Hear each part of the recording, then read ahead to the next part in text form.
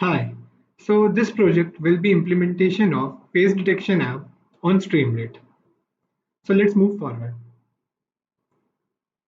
Now face detection, also called facial detection, is an artificial intelligence based computer technology used to find and identify human faces in digital images or video settings.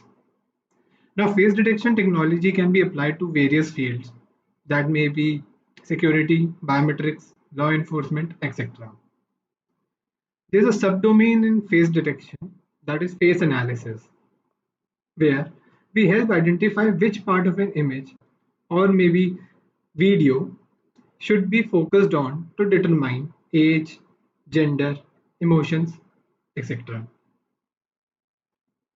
Now, details about this project. So, first, we will understand why we are using Streamlit and how to use Streamlit.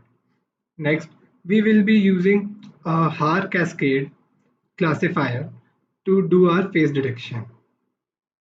So let's move forward. So Streamlit.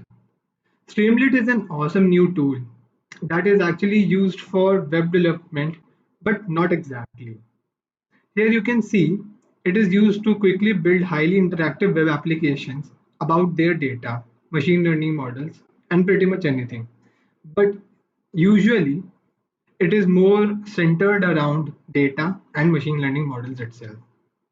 Now, the best thing that Streamlit has is that you don't actually need to have a, you know, web development. You don't need to have a web development experience beforehand to use Streamlit. If you know Python, you're good to go. Now, face detection app. For face detection app, there are many ways to implement this and various situations also. You could build a model from scratch and train a lot of images that have faces, or you could use a pre-trained model and work on images. Now, what we are going to do is actually going to use a pre-trained model where we will be using our HAR cascade classifier that are based on machine learning approach. So once we move forward in face detection app, I would make you understand what HAR cascade classifier is, how did it trained, where did it come from, and how to use it. Thank you. Let's first understand what is Streamlit. So it is an app framework specifically for machine learning and data science teams. You can rapidly build the tools you need, build apps in a dozen lines of Python code, or build a simple API itself. Now, Streamlit is a tool in the machine learning tools category of a tech stack. Streamlit is an open source tool which has a lot of attention from a lot of data science people. Since here it is not that you can just build a simple web application, you can portray or you can do EDA, maybe feature engineering, and each of that can actually be visualized using Streamlit and into a very beautiful visualization. So Streamlit has a lot of features, and some of the most important ones, or maybe the some of the most characteristics ones, sorry, are free and open source. So Streamlit is actually an open source. You can go to their docs, maybe go to the GitHub account and see. Now they build apps in dozen line of code with a simple API. There's no callbacks, no hidden state, and finally works with TensorFlow, Keras, PyTorch, Pandas, NumPy, Matplotlib, Seaborn, maybe Altair, Plotly, and many more packages. So this is the what I should say. This is the most easiest way if you want to build a web application without knowing much knowledge about web application or web development. Though it has some limitations which I would showcase you. But before going to that, let's first see the interface of Streamlit. I have called Streamlit and I have called a components package under Streamlit, which I will tell you why I have. So once you build a simple web application, sorry, once you simply build a Streamlit code, you write Streamlit run and then the name of the app or the code.py. Then you would be given this page, and you can see that this is a very काफी smooth page, and then you can go through, scroll down, scroll back up. Now you can see there's some more options here. There's settings. So you can go to the settings, change the theme, maybe dark, so it's good. And maybe you can just set it as user system settings. Since mine is dark, so it is showing you dark itself. And not only that, you can even go to active themes and you can edit the primary color and go and change the color here. Go for background color, change the background color, and stuff like that. And then you can see that there is a font family too, you know, but it only gives you three options. And yeah, one another thing that is very cool about Streamlit is that once you change your code here, maybe you write something. Okay, yeah, this is gibberish, but if you write something to change the code or maybe enhance the code, now Streamlit is able to understand that yeah, the code was changed, and you can see that there's an option here, I option, which says that source file has changed, and it asks you to rerun. So after rerun, what it does is it accepts the changes and makes the suitable changes on the code or in the interface itself. Now you can see that there's a rerun option, clear cache option, and in the settings there's a run on save option, which basically is telling you that once you change your code and save the code, so this Streamlit basically reruns itself. You don't have to go again and again and rerun from here. So this is a basic description of Streamlit. And one thing to make sure is that you must have installed Python 3.6 or some version that is above that, because Streamlit runs on Python 3.6 and above. So you can see that there's some variables that I've defined, and you can see that there's some select option too. So just like I told you about, there's one major, I won't say major, but there's one drawback about using Streamlit, and that is, say I'm actually choosing boring. So see, it is running and the code runs. The problem is that the whole code runs, or I should say reruns, and each and every process that I defined in my Streamlit, Python file, each of every process is done again and again. So you can see that it's taking a lot of time, and now you can see that yeah, the output is shown here. Now I can simply do this for let's say I'm talking about having the details of the person. Now I'm Siddharth, my age is 21. So I type in my name, okay, and I press enter. Now see, it starts rerunning again. So the problem is here is, if there was a form, okay, which is accepting my basic details like age, name, where I live, how old I am, if I am going to some university or something, if I have work experience or not.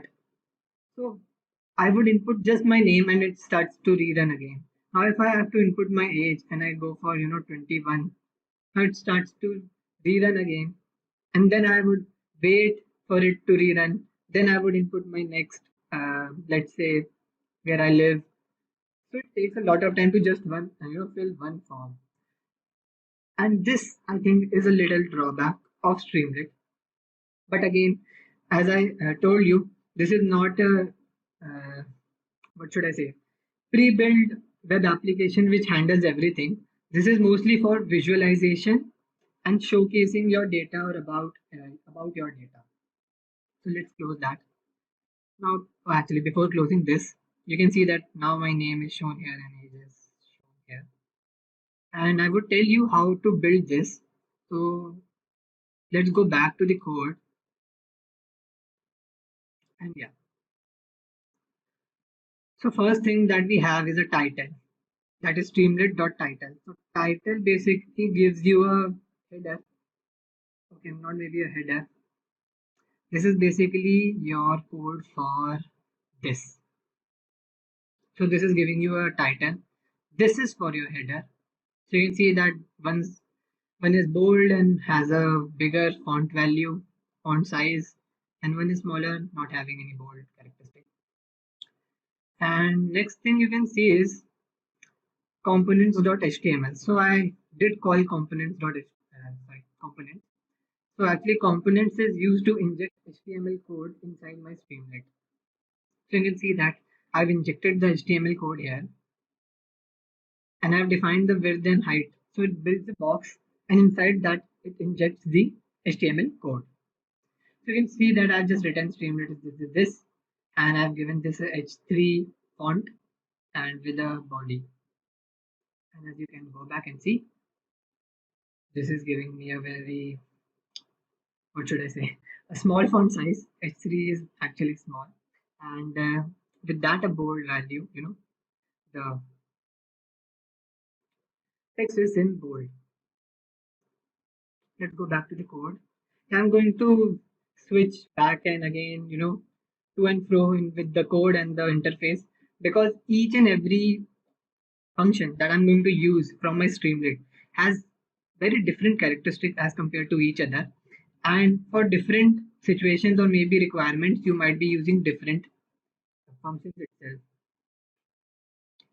So the most used function would be your Streamlit.write function. So the write function is like the basic and most, what should I say, the most used function that you would be using because if you want to write anything on your Streamlit app or on into the interface, you would be using write function.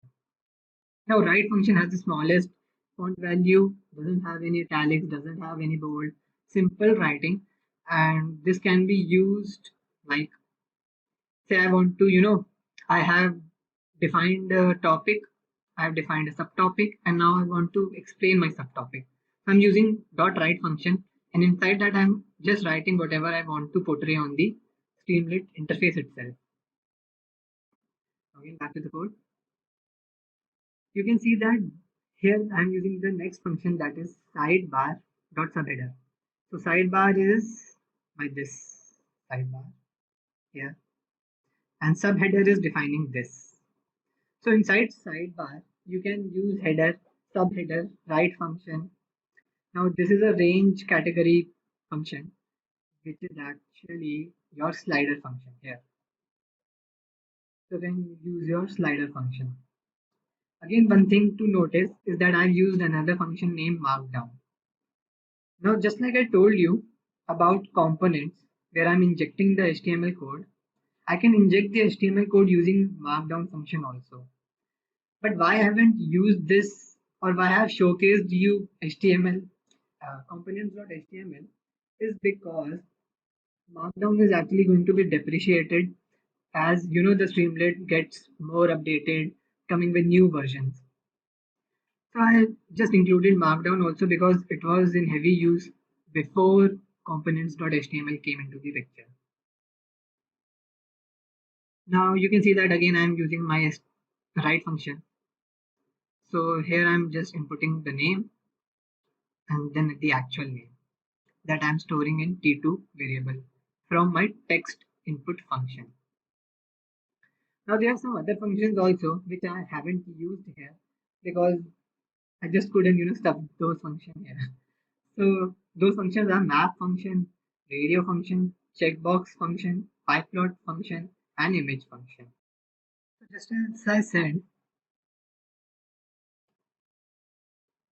just as I said, now let's start with the first function that is st.map. Now st.map is a function which is used to plot maps on your interface. Yeah, like you can actually plot maps on the web page by maybe highlighting the cities inside the map or maybe the places that you want to highlight it. And it gives you a lot more options that you can even scroll up and down to zoom in into the map and zoom out of the map and stuff like that. And coming to the next function that is st.radio.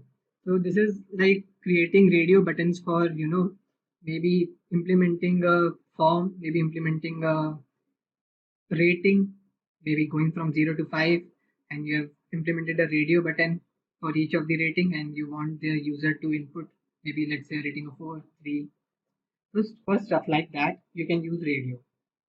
Now again, checkbox. It is pretty clear from the name itself what radio and checkbox are about. So you can just giving the input maybe in a form of dictionary or maybe in a form of list for the radio and checkbox, and it definitely builds you a radio button with all the options as the values in the list. The next is st.pyplot. Now, just as I told you about that most data scientists, I would say, would use Streamlit for actually visualizing their data. So pyplot actually helps a lot in that. The next is images, st.images. Again, you can even embed images into your interface by just defining maybe a name for the image and where to pick the image from. It can be from a URL or maybe a path on your local server or local project, I would say. So it can be both online and offline. Now with this, we come to the end for the first part where I was explaining about Streamlit and maybe using some of the functions to showcase how Streamlit actually helps in visualizing what functions Streamlit actually has and how to use them.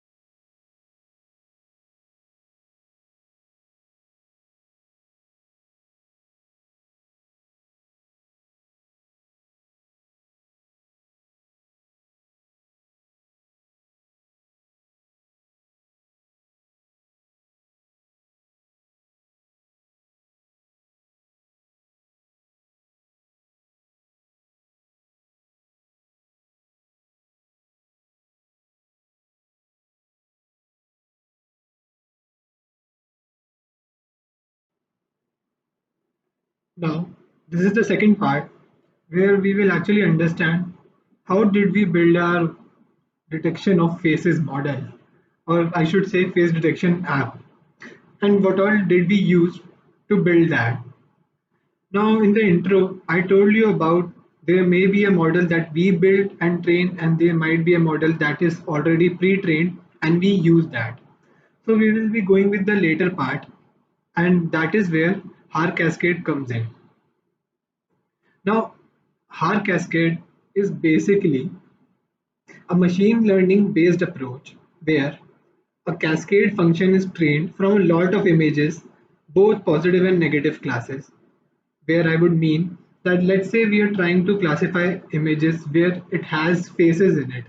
So a positive class image would be where it already has an face. And a negative class would be where an image is there where there is no faces present inside the image. Now based on its training, it is then used to detect the object in other images. So how this works is they are actually a very huge individual .xml files with a lot of feature sets, and each XML file corresponds to a very specific type of use case. And we will be actually exploiting this. Now, as I've already given a simple description and where this Har cascading came from and who proposed this was Paul Voila and Michael Jones in their paper Rapid Object Detection using a boosted cascade of simple features. Now, you can see that I have again injected an HTML code inside my Streamlit, so it shows on the interface, and there you can see that if you go to this link,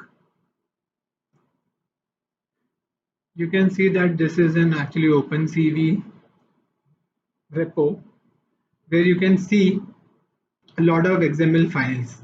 And if you Look carefully, you can see there's a Har cascade eye. Har cascade eye or eyeglasses. Frontal cat face. Frontal cat face alternative, I would think. And full body, left eye, two splits. License plate, lower body, profile face, and there are so many of other XML files. So you can directly use this XML file to detect whatever this is specifying. A full body, then it means you would be able to detect a full body in an image. If there's a license plate, that means you would be able to identify license plate in the image, and so on. You can use them in your other projects also. So moving forward, we will start with how to build and face detection app. So we will be using the cascade classifier, which is present in my CV2, which I had imported inside my code. Yeah, you can see there from my open CV. And next would be our cascade classifier multi-detect. Oh, yeah. So we have two functions here, which are very important if we are going to use a pre-built model for our face detection app. The first is load function, which is inside cascade classifier, where we are going to load a .xml classifier file. And now this can be either a har or an LBP classifier. Next, we would go for detect multiscale function, which kind of, what should I say, performs pre-processing on the image so that we can set the image into a form where we can use the XML classifier file. So I've defined some steps which ranges from step 1, 2, 3, okay, 4, oh, sorry, 5. So if we follow these steps, we are able to build a basic face detection app using our pre-trained XML file. Now first, we use the cascade classifier function to point to the location where we have stored the XML file. So basically now we will be using our load function from our cascade classifier and load the XML file to my code itself. So you can see I have done this here. Next is step 2, where we load the frames and convert it into grayscale. Okay. Now one thing to understand is that first of all, we are trying to capture a video. Yeah, we're not actually capturing our image and then just inputting the image. We are actually doing that, but from the aspect of the user, we are just taking a video. And I will show you the result of this, the output of this at the end of this video itself. Okay. So what we are doing is we are asking the, let's say, the computer to take a video, and inside that video we are trying to find if the video stream has a face or not. But again, the XML file was actually trained on positive and negative classes, but for images, not for video. So what we are trying to do is that for each, let's say for the video itself, we are trying to cut it into frames, and those frames are actually images. Now it won't be like, very clear just from me telling you. Once you are able to see how the output is, maybe it might be a little more clear. So let's move forward with this. Now, just like I said before, we have to input the images into a format which is the same as the XML file has. For example, machine learning model can't take strings as input, right? Similarly, XML file having been processed and trained on images that are in gray and black format, yeah, grayscale I would say, can't be trained or can't be used on an image that has color in it. So first we convert our image, which I'm calling here frame, into my gray format. Now, so when OpenCV reads the RGB image, it usually stores the image in BGR, that is blue, green, red. So first of course, the image is not like saved as an image itself, but as a set of array having these three values for each pixel. Okay, it ranges from 0 to 255, and again for each pixel, so there can be a lot of pixels, so there can be a lot of small arrays inside an array. That is defining my image. So it is in the format of blue, green, and red. But for the purpose of image recognition, we need to convert this into BGR format. And then we can convert it into a gray channel, or the grayscale I was talking about. So the reason that this is gray channel, or we are actually using gray channel, is because it is computationally less expensive or intensive, I would say, as it contains only one channel of black and white. Now we are working with three small, I would say, we would be working with blue, green, and red, three values for one pixel. But if it is in grayscale or in gray format, I would be working with two values representing white and black. So first I'm taking my video, okay, capturing it as frames that are basically cutting it down into images, then sending each image and converting it into my gray, what should I say, gray set, grayscale, whatever goes. Yeah, then the next step is step 3. So now after converting the image from RGB to gray, we will now try to locate the exact features in our face. So since I'm assuming, let's say, that the video has face, meaning for all the images that I have now created, each one of the image would have a face in it. So now we can use this image to determine if it actually has a face or not. Meaning if we are actually defining or having our face detection app run on images. So we will now try to locate the exact features, and for that I'm using the face cascade class, and inside that my detect multiscale function. So you can see it is actually taking 4 parameters. One is gray, which we had defined here. So this gray is actually my image now in gray, meaning black and white format. And the next is scale factor, min neighbors, and min size. Now you must be wondering what all these are. Now I'm going to specify each one of them one by one. Now scale factor, the second parameter. Your model has a fixed size defined during training, which is our XML file already must have a fixed size of images, number of pixels for the image, and it must have been trained on those itself, and which is what I'm talking about now. This means that this size of the face is detected in image if present.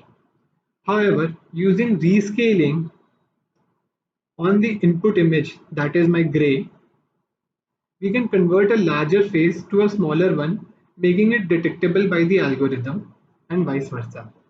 Meaning, if I have a value of 1.1, that means I'm enlarging the face if it is present in my gray image, or in this gray, which is our image, and I'm asking it to zoom in by 110%, because the XML file had a specific size for faces in images. If my image now that I have, that is gray, has a face but is not the same size as my XML file, then it might happen that the detect multiscale, or that my face detection app won't work properly and actually think that this face is not present, and would say that yeah, in this image the face is not present. But if I exemplify the face or if I change or zoom in into the face and the size becomes the same as the XML file, then it would be able to showcase, yeah, a face is present and it would be able to detect the face. So that's why we use the scale factor parameter. Next is min neighbor. So min neighbor parameter specifies how many neighbors each candidate rectangle, meaning each face, if it is detected in the image, can or should have to retain it. This parameter will affect the quality of detected faces.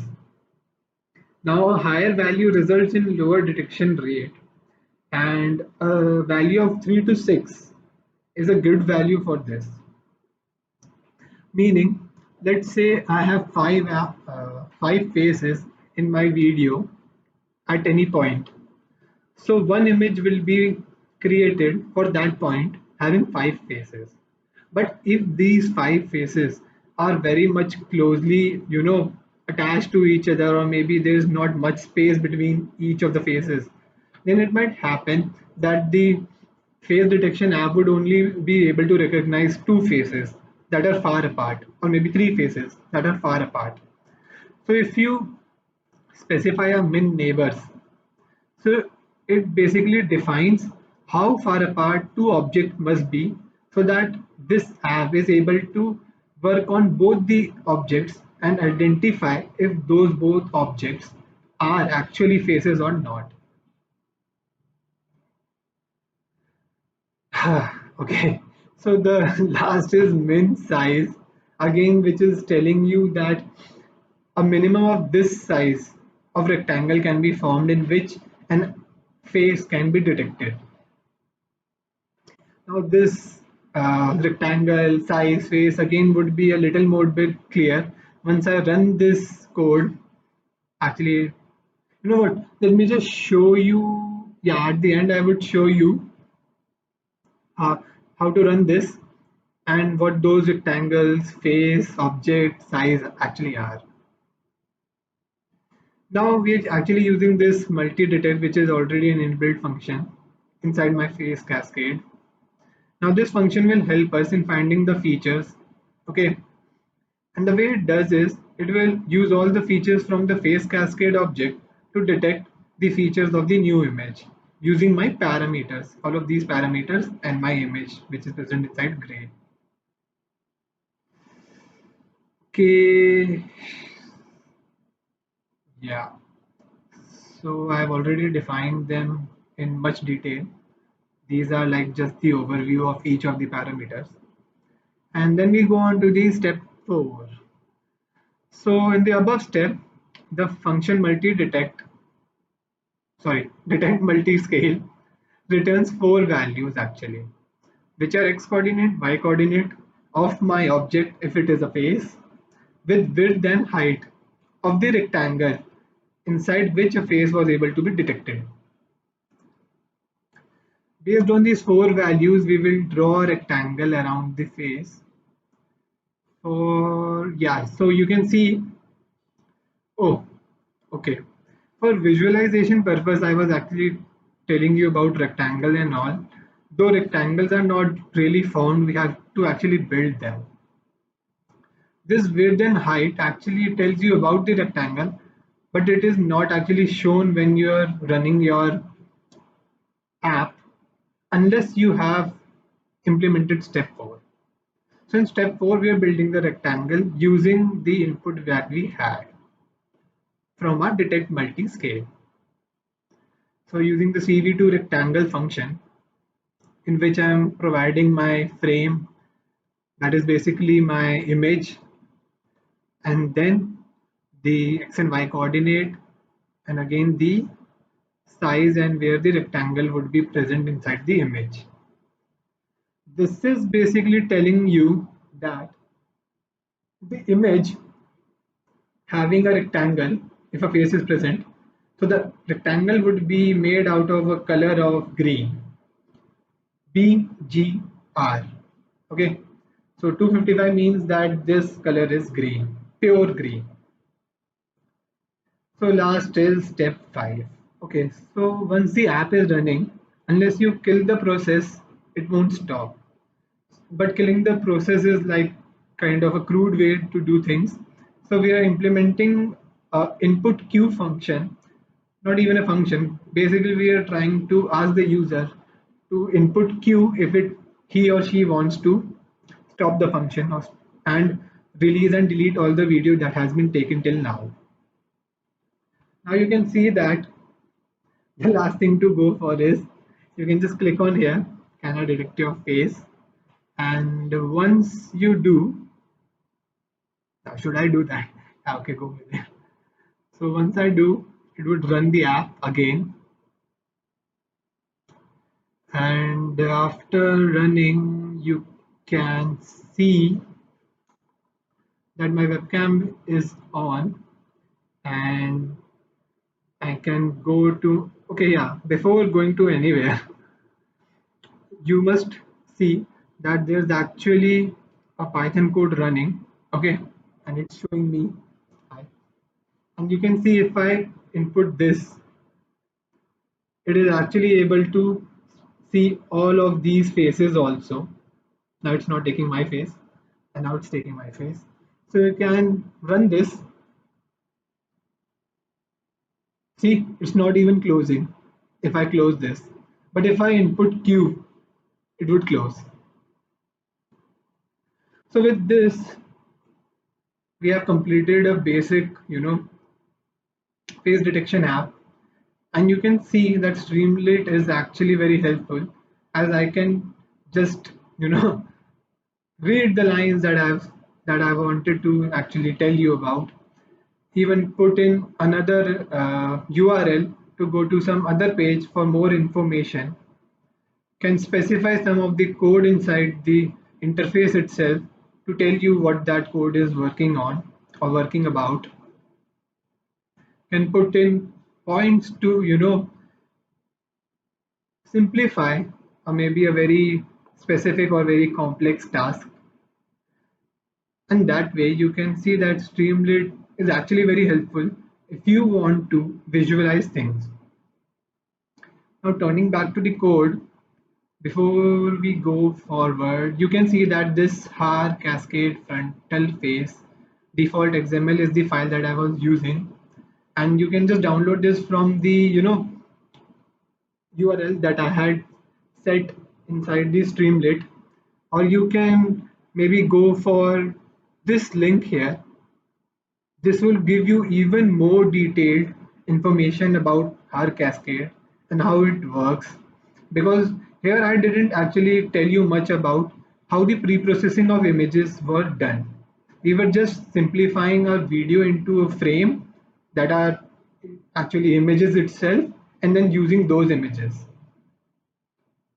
Now you can see that CV2 video capture is the function I was using for capturing the video, and from there, if we scroll down, yeah, you can see here that if video capture was opened, then you can read all of that video and convert it into the frames, my images, use the images, convert the image into gray, give the grayscale image to my detect multiscale with the other parameters set up. You can, change the values here to see how it is working. My rectangle is formed here. As you could see in the image capturing video, that green rectangle had been made around all the faces that it was able to detect.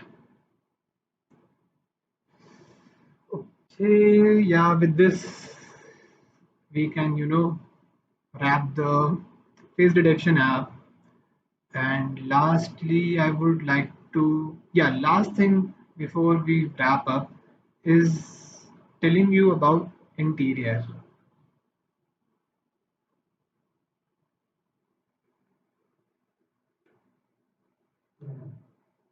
So yeah, so interior is actually a predefined value for the number of faces that might be in an image, and it is checking how many faces are actually present in the image itself. So here it is defining, yeah, let's say the image actually had six faces. So six would be inputted in this, and then I'm just logging it into my webcam.log, where I'm telling you this number of images were present at this second in this frame.